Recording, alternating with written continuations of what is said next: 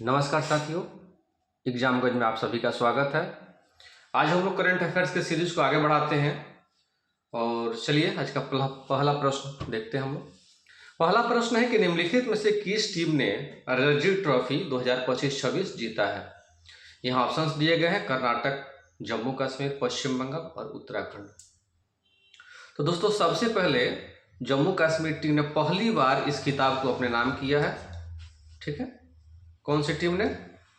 जम्मू कश्मीर की टीम ने पहली बार इस खिताब को अपने नाम किया है, रणजी ट्रॉफी के खिताब को। फाइनल मुकाबले में इसने कर्नाटक को हराकर यह खिताब अपने नाम किया है।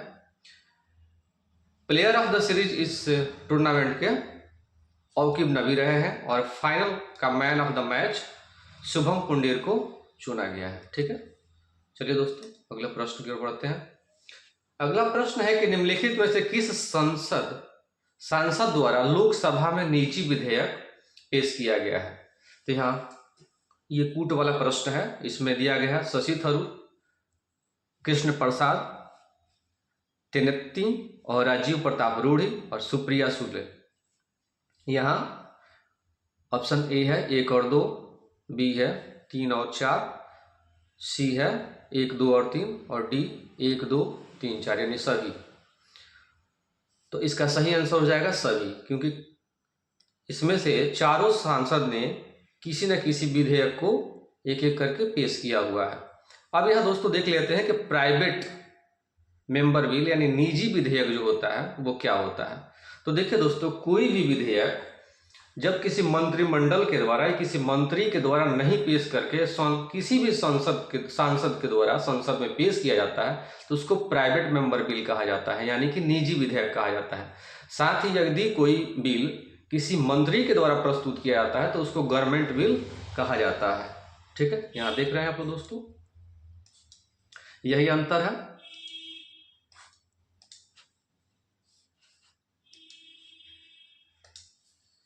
अब देखिए, यहाँ सुप्रिया सुले जो हैं इन्होंने राइट टू डिस्काउंट बिल पेश किया था और राजीव प्रताप रूढ़ी जो है इन्होंने रेप्टाइल बाइट प्रिवेंशन बिल को संसद में पेश किया था।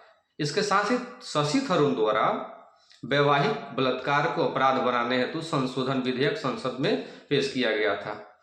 ठीक है, इसी तरह कृष्ण प्रसाद तेनेट्टी द्वारा right of children to free and compulsory education bill amendment bill 2025 पेश किया गया था। ठीक है, चलिए अब अगले प्रश्न की ओर बढ़ते हैं। देखिए दोस्तों, हाल में फिलहाल के एक चर्चा का विषय रहा है प्रहार, यानी समाचार की सुर्खियों में रहा प्रहार का संबंध निम्नलिखित में से किससे है। ठीक है, तो ये क्या है, प्रहार क्या है? तो समग्र आतंकवाद रोधी निधि से, कलवरी क्लास पनडुब्बी से, सार्वभौमिक टीकाकरण से, गैर संचारी रोगों के रोकथाम से। ठीक है, 4 ऑप्शन दिए गए हैं, तो इसका सही आंसर क्या हो जाएगा? एक समग्र आतंकवाद रोधी नीति से इसका संबंध है। ठीक है, इसका उद्देश्य क्या है? इस प्रहार जो है ये भारत सरकार द्वारा शुरू किया गया है, तो इसका क्या उद्देश्य है? तो ये है आतंकवादी गतिविधियों के रोकथाम, सुरक्षा और जो विभिन्न एजेंसियां हैं जो इससे आतंकवाद निरोधी संबंध में कार्य करती हैं, तो उनमें समन्वय और आंतरिक सुरक्षा को मजबूत करने के उद्देश्य से इसे शुरू किया गया भारत सरकार के द्वारा प्रहार।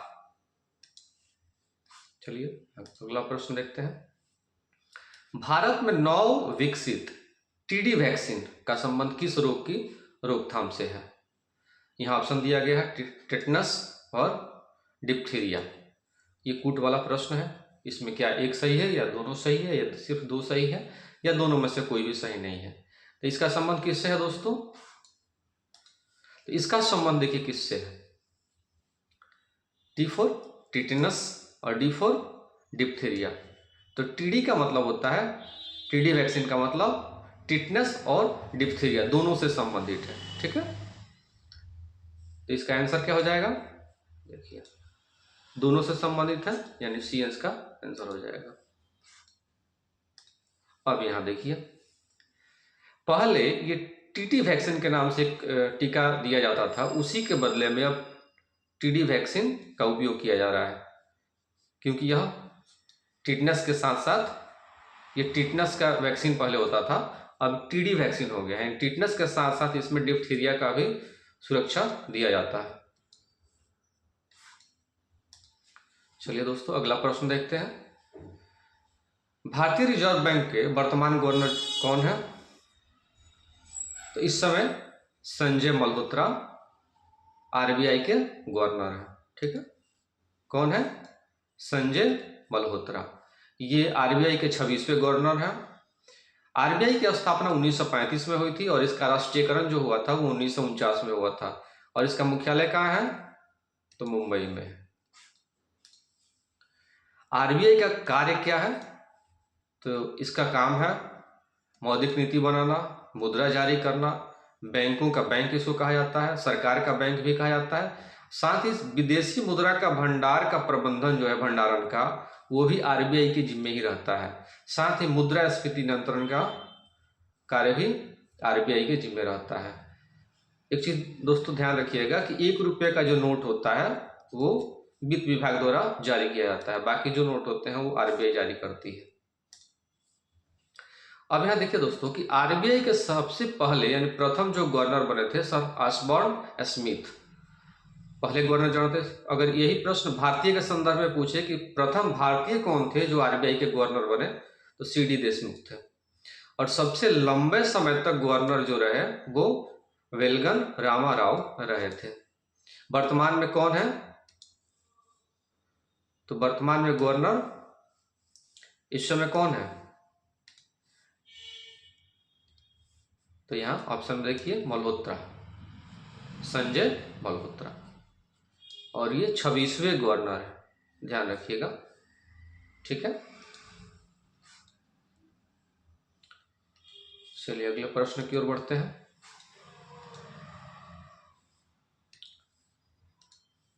अगला प्रश्न है कि वर्ष 2026 के गणतंत्र दिवस समारोह में मुख्य अतिथि कौन रहे हैं? ठीक है, 2026 के गणतंत्र दिवस समारोह के मुख्य अतिथि कौन रहे हैं? तो यहाँ ऑप्शंस दिए गए हैं। ठीक है, तो इस बार के जो मुख्य अतिथि रहे हैं वो 2 व्यक्ति रहे हैं, एंटोनियो कोस्टा और उर्सुला वॉन डेर लेयन। ये कौन है? तो चलिए आइए दोस्तों देख लेते हैं। मुख्य अतिथि 2026 गणतंत्र दिवस के एंटोनियो कोस्टा यूरोपीय परिषद के ये अध्यक्ष हैं, और उर्सुला वॉन डेर लेयन ये यूरोपीय आयोग के अध्यक्ष हैं। ये 2 व्यक्ति इस बार के गणतंत्र दिवस के मुख्य अतिथि रहे हैं। साथ ही जो इस बार का 77वां गणतंत्र दिवस जो मनाया गया है, इसमें सर्वश्रेष्ठ जो झांकी है वो महाराष्ट्र की झांकी को चुना गया था। और इस बार का जो थीम था गणतंत्र दिवस 2026 का, ये वंदे मातरम की 150 वर्ष पे आधारित था। ये इसका थीम रखा गया था इस बार, क्योंकि प्रत्येक वर्ष कोई ना कोई थीम पे ही आधारित रहता है। अगला प्रश्न है कि हाल ही में प्रधानमंत्री कार्यालय का नाम बदलकर नया नाम जो है वो क्या रखा गया है? सेवा सदन, सेवा भवन, सेवा कार्यालय, सेवा तीर्थ। ठीक है, तो इसका नया जो नाम है वो सेवा तीर्थ है। ठीक है, इसको ध्यान रखिएगा। कुछ और भी संसद भवन से संबंधित कुछ नाम बदले गए हैं, जैसे प्रधानमंत्री कार्यालय का तो नाम हो गया सेवा तीर्थ। जो राजभवन है इसका नाम बदल के लोक भवन कर दिया गया है। साथ ही केंद्रीय सचिवालय जो है इसका भी नाम बदल के कर्तव्य भवन कर दिया गया। इसके अलावा राष्ट्रपति भवन के जो दरबार हॉल है इसका भी नाम बदल के अब क्या कर दिया गया है? गणतंत्र मंडप कर दिया गया। इसके अलावा अशोक भवन का नाम, अशोक हॉल जो है राष्ट्रपति भवन में, उसका भी नाम अब क्या कर दिया गया है? अशोक मंडप कर दिया गया। ठीक है, चलिए अगले प्रश्न की तरफ बढ़ते हैं। अगला प्रश्न है कि निम्नलिखित में से कौन सा देश दुनिया का पहला कैशलेस देश बन गया है? यानी कि यहाँ टोटली ऑनलाइन पेमेंट की व्यवस्था शुरू हो गई है, कैशलेस हो गया है। कौन सा देश है? तो ये देश है दोस्तों स्वीडन। ठीक है, कौन सा देश है?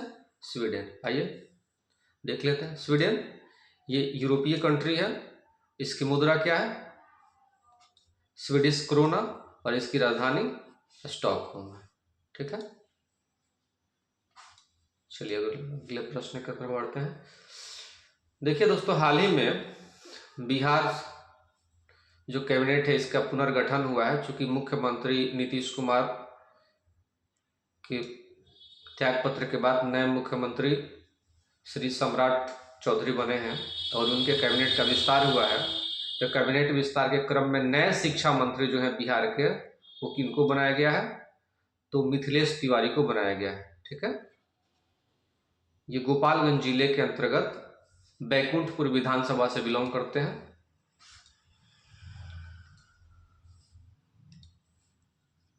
चलिए दोस्तों अगला प्रश्न देखते हैं। बिहार के नए राज्यपाल कौन बने हैं? तो बिहार के नए राज्यपाल सैयद अता हसनैन बने हैं। ठीक है,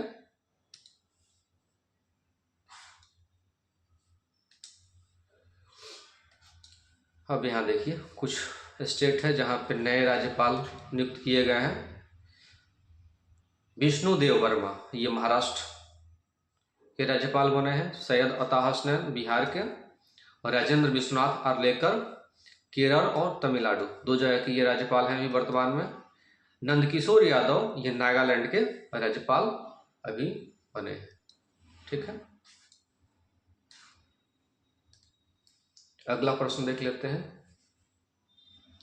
एक पेड़ मां के नाम 2.0 इसका संबंध किससे है और ये इस अभियान की शुरुआत किसके द्वारा की गई है? तो चूंकि प्रश्न है कि एक पेड़ मां के नाम अभियान की शुरुआत किसके द्वारा की गई है, तो ये की गई है धर्मेंद्र प्रधान, जो वर्तमान में भारत सरकार में केंद्रीय मंत्री शिक्षा विभाग के ये मंत्री हैं।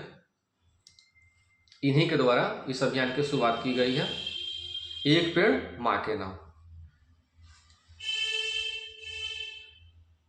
केंद्रीय शिक्षा मंत्री धर्मेंद्र प्रधान के द्वारा इसकी शुरुआत की गई है। इसका उद्देश्य क्या है? तो पर्यावरण के प्रति जागरूकता फैलाना और साथ ही 2070 का जो नेट जीरो का लक्ष्य भारत सरकार के द्वारा रखा गया है उसको पूरा करना। इसके तहत क्या है कि स्कूलों में 10 करोड़ पौधे लगाने का लक्ष्य रखा गया है। चलिए अगले प्रश्न की ओर बढ़ते हैं। अगला प्रश्न है कि भारत और थाईलैंड के बीच संयुक्त सैन्य अभ्यास हुआ है, इसका नाम मैत्री, यहाँ 14 लिखा गया है 14, क्योंकि यह 14वां संस्करण है इसका। तो ये कहाँ आयोजित हुआ है? तो ये हुआ है मऊ मध्य प्रदेश में। ठीक है,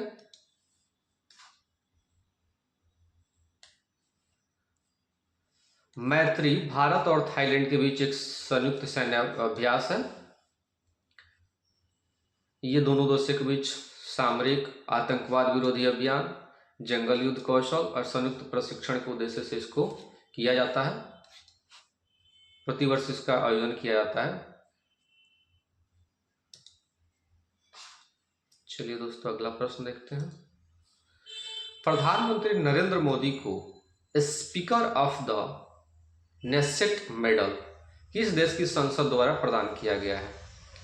क्योंकि दोस्तों भारत के प्रधानमंत्री श्री नरेंद्र मोदी को कई देशों द्वारा सर्वोच्च नागरिक सम्मान प्रदान किया गया है। इसी क्रम में speaker of the Knesset medal किस संसद द्वारा प्रदान किया गया है?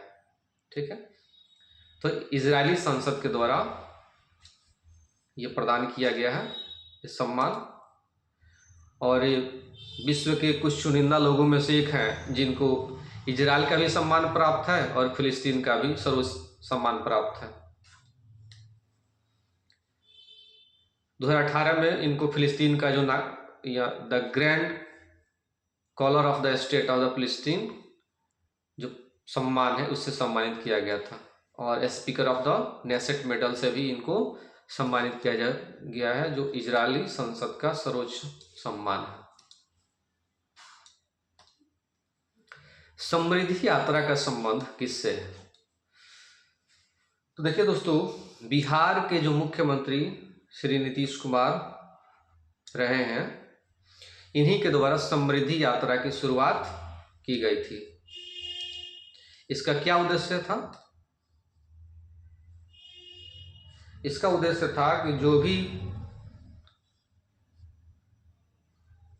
सरकारी कार्य है उसकी समीक्षा करना और फीडबैक लेना। इसी क्रम में 16 से 24 जनवरी 2026 के बीच में श्री नीतीश कुमार के द्वारा पश्चिमी चंपारण से इसकी शुरुआत की गई थी।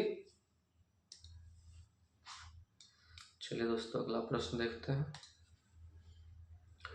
गोगावेल झील बिहार का कौन सा रामसर स्थल बना है, यानी कौन से नंबर का ये रामसर साइट्स बना है? तो ये 6ठे नंबर का रामसर साइट बना है। कौन सा? गोगावेल। ठीक है, देखिए दोस्तों बिहार के कुछ रामसर साइट्स हैं,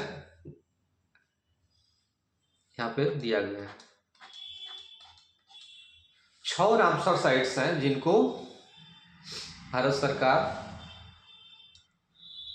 द्वारा इसको सूचीबद्ध किया गया है, जिसमें से 6ठा जो है वो आपको गोगावेल बना है। इसके पहले कांवर झील जो बेगूसराय में है, ये ध्यान रखिएगा कि कौन सा झील कहाँ है, यानी कौन सा रामसर साइट कहाँ है, इसका यहाँ देखिए नाम भी है और ये झील किस जिला से संबंधित है इसको याद रखिएगा। जैसे कांवर झील बेगूसराय में है, नागी और नकटी दोनों जमुई जिले में है, गोकुल जलाशय जो है बक्सर जिले में है, उदयपुर झील जो है ये पश्चिमी चंपारण में। ध्यान रखिएगा, ये पूछा जा चुका है परीक्षा में। गोगावेल जो है कटिहार में, ये बीपीएससी द्वारा कई बार इसको पूछा जा चुका है। उदयपुर झील को भी, गोगावेल को, और यानी कि जितने रामसर साइट्स हैं 6 पे प्रश्न बनाया जा चुका है, तो इसको ध्यान रखिएगा। क्योंकि ये चर्चा का विषय है कि गोगावेल को रामसर साइट में शामिल किया गया है। ये भारत का 94वां रामसर साइट है और बिहार का 6ठा, यानी अभी तक कुल बिहार में 6 रामसर साइट्स हैं। अगले प्रश्न की तरफ बढ़ते हैं। अगला प्रश्न है कि 98वां अकादमी पुरस्कार यानी ऑस्कर पुरस्कार जो है वो किस फिल्म को प्राप्त हुआ है, यानी सर्वश्रेष्ठ फिल्म का पुरस्कार ऑस्कर में किसको मिला है? तो ये one battle after another film को दिया गया है। ठीक है, चलिए इसके बारे में देख लेते हैं। 98वां एकेडमिक अवार्ड यानी ऑस्कर अवार्ड जो है, इसमें सर्वश्रेष्ठ फिल्म का पुरस्कार वन बैटल आफ्टर अनदर को मिला है। इसमें ऑस्कर में सर्वश्रेष्ठ एक्टर का अवार्ड किसको मिला है? तो मिचेल बी जॉर्डन को मिला है, सिनर्स जो फिल्म है इसके लिए। और सर्वश्रेष्ठ अभिनेत्री का अवार्ड जो है वो मिला है जेसिया बाकेल को, ये हैनेट फिल्म के लिए मिला है। और सर्वश्रेष्ठ निर्देशक का पॉल थॉमस एंडरसन को ये अवार्ड मिला है। अगले प्रश्न की ओर बढ़ते हैं। भारत के सर्वोच्च न्यायालय ने दोनों देशों के बीच न्यायिक सहयोग बढ़ाने के लिए किस देश के सर्वोच्च न्यायालय के साथ एक एमओयू पे हस्ताक्षर किया है? समझौता ज्ञापन, एक समझौता हुआ है किस देश के साथ? किस देश के सर्वोच्च न्यायालय के साथ? भारत का सर्वोच्च न्यायालय यानी सुप्रीम कोर्ट, और किस देश का एक और सुप्रीम कोर्ट है जिसके बीच में यह समझौता हुआ है? तो ये है नेपाल। नेपाल का सर्वोच्च न्यायालय और भारत का सर्वोच्च न्यायालय के बीच में एक एमओयू हुआ है। ठीक है, चलिए आगे बढ़ते हैं। भारत के सर्वोच्च न्यायालय ने 7 अप्रैल 2025 को नेपाल के सर्वोच्च न्यायालय के साथ एक न्यायिक सहयोग बढ़ाने के लिए, सूचनाओं के आदान प्रदान के लिए और प्रशिक्षण कार्यक्रमों को बढ़ावा देने के लिए एक एमओयू पे हस्ताक्षर किया है। यह समझौता भारत के मुख्य न्यायाधीश संजीव खन्ना और नेपाल के मुख्य न्यायाधीश, ध्यान रखिए कौन? प्रकाश मान सिंह राउत, और भारत के मुख्य न्यायाधीश संजीव खन्ना। ठीक है, इनकी उपस्थिति में ये एमओयू हुआ है। ठीक है, चलिए अगले प्रश्न की तरफ बढ़ते हैं। भारत में पहला पूरी तरह से पेपरलेस डिस्ट्रिक्ट कोर्ट सिस्टम किस राज्य में शुरू हुआ है?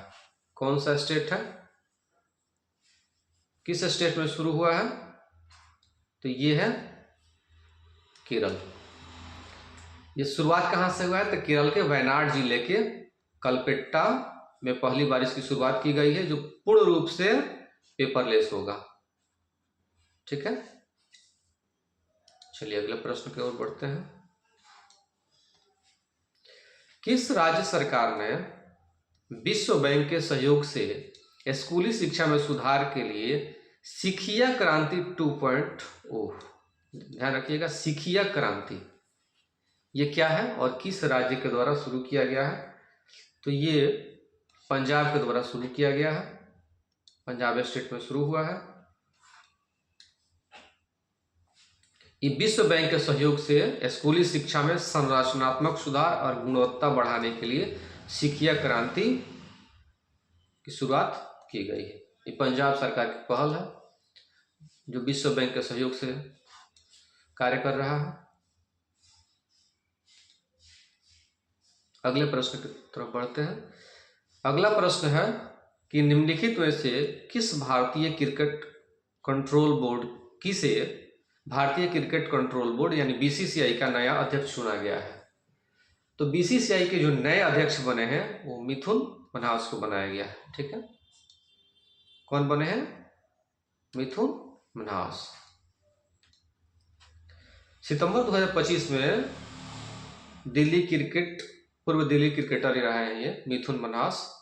इनको बीसीसीआई का 37वां अध्यक्ष चुना गया है। इसके पहले बीसीसीआई के 36वें जो अध्यक्ष थे वो थे रोजर बिन्नी। ठीक है, इनके स्थान पे 37वें बीसीसीआई के ये अध्यक्ष बने हैं मिथुन मन्हास। चलिए दोस्तों, आज का करंट अफेयर्स का सेशन यही समाप्त होता है। अगले सेशन में फिर मिलते हैं हम लोग, तब तक के लिए आप सभी का धन्यवाद।